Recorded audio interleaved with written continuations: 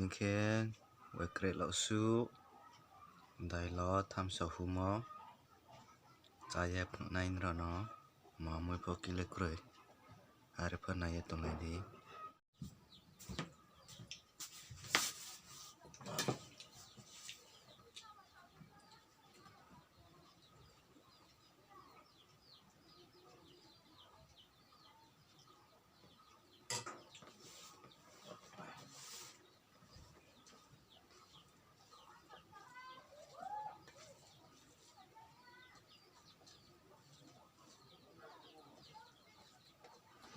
ได้ล้อไว้เกรดเหล่าสู้ใบไม้จำเป็ดทัดหู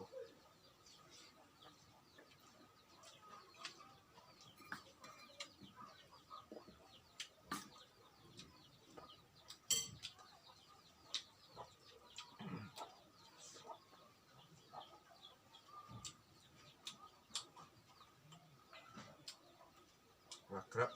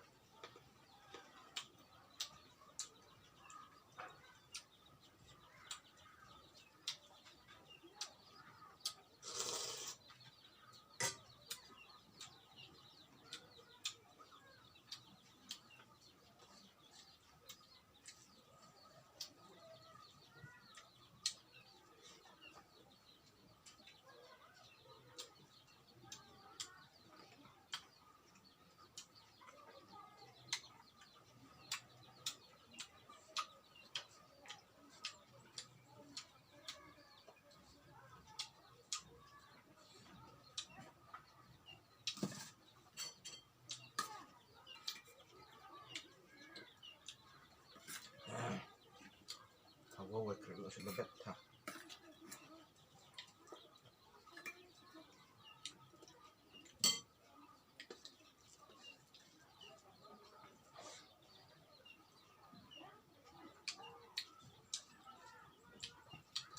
ไว้เกรดเหล่าสู้จะจำจุดนั้นแล้วคอมเมนต์บ้างบอกคอมเมนต์อะไรเด้อ